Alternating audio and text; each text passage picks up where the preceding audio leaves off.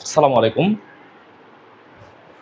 শিক্ষার্থীরা, তোমাদেরকে আজকে আরেকটি ইন্টিগ্রেশনের ট্রিক্স দেখাবো। এই ইন্টিগ্রেশনগুলো তোমাদের বড় বড় ইন্টিগ্রেশনগুলো তোমরা যখন করবে তখন তোমরা আগে থেকেই অ্যান্সার চেক আউট করতে পারবে যে তোমাদের অ্যান্সার ঠিক আছে কিনা, এবং তোমাদের অ্যাডমিশনের জন্য খুব কাজে লাগবে। কেমন? তো ইন্টিগ্রেশনের যেহেতু এরিয়া রিলেটেড, আমি আর একটা ডায়াগ্রামিকে তোমাদেরকে বোঝানোর চেষ্টা করছি। দেখো, এখানে যেই কথাটা বলছে এটা হচ্ছে Y square equals to 4ax একটা ডায়াগ্রাম, এবং x square equals to 4by একটা ডায়াগ্রাম। আচ্ছা, ঠিক আছে। তো প্রথমে আমি এই ডায়াগ্রামটা আঁকার চেষ্টা করছি। দেখো, Y square equals to 4ax এটা ডায়াগ্রাম হচ্ছে আসলে এইটা। Y square equals to 4ax এর ডায়াগ্রাম হচ্ছে এইটা। এটা হচ্ছে Y square equals to 4ax। আচ্ছা, আর x square equals to 4by, যেহেতু ওয়াইটা পজিটিভ তার মানে এই প্যারাবোলাটা আসলে এইদিকে যাবে। এই প্যারাবোলাটা যাবে হচ্ছে এইদিকে, এই বরাবর যাবে।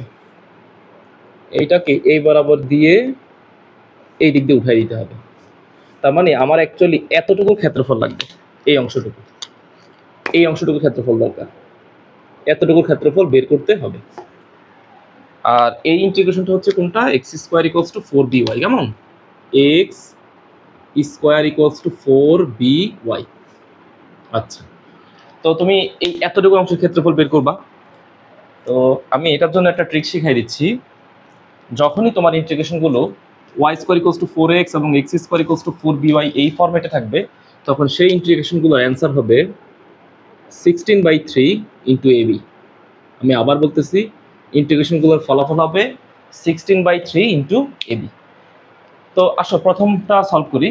তাহলে বুঝতে পারলাম যে এইটার আসলে সলভ হচ্ছে এইটা, এটা হচ্ছে ফরম্যাট। তো একই রকমভাবে আমরা এটা সলভ করার চেষ্টা করব। দেখো এখানে কত আছে? 16x, তাহলে এটাকে লিখতে পারি 4 ইন্টু 4 ইন্টু এক্স। তাহলে এর মান পাইলাম কত? 4। হ্যাঁ, এটা হচ্ছে এ। ওকে, আর এইটার ভ্যালু কত? X square equals two 16y। তাহলে এইটাকে আবার লিখতে পারবো কত? 4 ইন্টু 4 ইন্টু ওয়াই। তাহলে এই 4টা হচ্ছে কত? বি। বি এর ভ্যালুটা হচ্ছে 4। কেমন? তাহলে এটার অ্যান্সারটা কত হবে? অ্যান্সারটা লিখতে পারি যে equals to 16/3 into A B. এর মান আছে 4 ইন্টু 4 ইন্টু বি এর মানও আছে 4। তাহলে এখানে অ্যান্সারটা কত হবে? 16 ইন্টু 4 মানে হচ্ছে 64।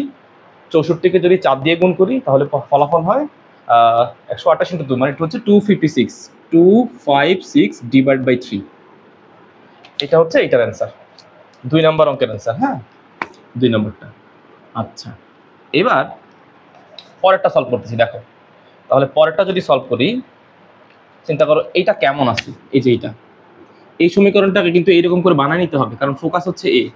ও লিখতে পারি Y square equals to 4 into 1/4 into X. এই 1/4টা হচ্ছে আমাদের এ। আচ্ছা, তাহলে এখানে কত আছে? X square equals to 1/4 into 4 into Y.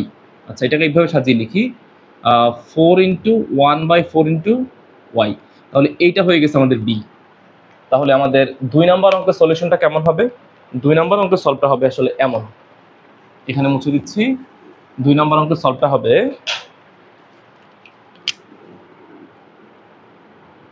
16/3 into A B. এর মান হচ্ছে আছে হচ্ছে 1/4, বি এর মান আছে হচ্ছে 1/4। তাহলে 4 4 16, এটার সাথে কাটাকাটি করলে ফলাফল হচ্ছে 1/3 বর্গ একক। তো এগুলো তোমাদের বড় বড় ইন্টিগ্রেশন যখন তোমরা করবে তখন তোমরা আগে থেকে অ্যান্সার বুঝতে পারবে যে অ্যান্সারটা কত হবে, অথবা তোমাদের অ্যাডমিশনের এমসিকিউতে এগুলো খুব কাজে লাগবে। ঠিক আছে।